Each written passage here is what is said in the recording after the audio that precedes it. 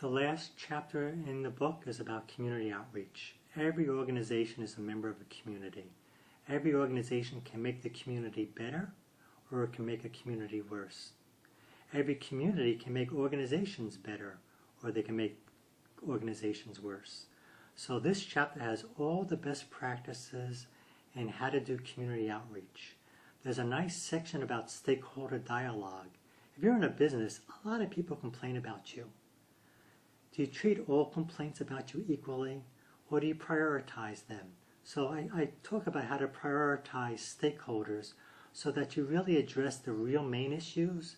And it's not to say that any complaints are trivial, but you only have 24 hours in a day and you have to sleep.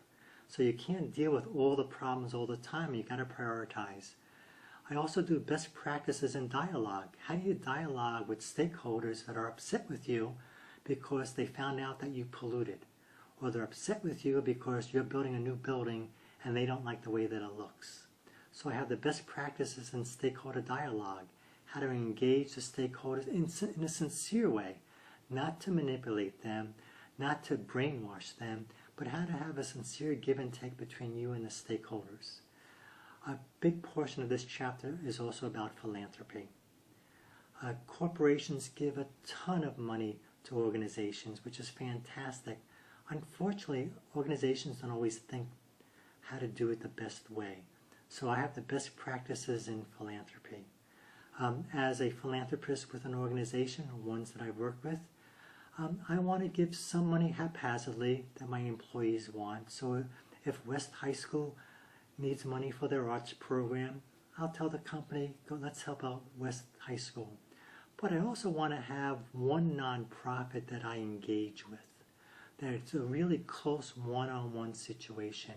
I personally do a lot of work with the Boys and Girls Club as an Edgewood College faculty member. It's a perfect fit. Some of their high diversity at the Boys and Girls Club, some of them hopefully will come to Edgewood College. My students help manage the Boys and Girls Club, help them design brochures. It's a win-win situation. So the chapter is all about how to find that win-win situation. But you also want to help out things internationally. Kiva does a great job in helping entrepreneurs in third world nations. And so we talk about that.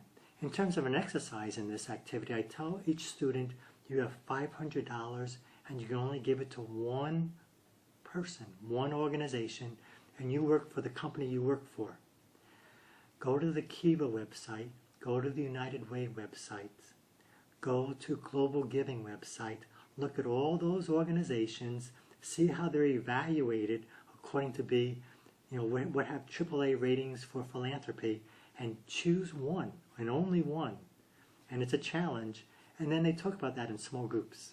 And in the process, they learned a lot about the United Way, they learned a lot about the community, and they learned a lot about giving. And hopefully they go back to their company and they apply the best practices as we've taught them in class. And then I'm going to combine these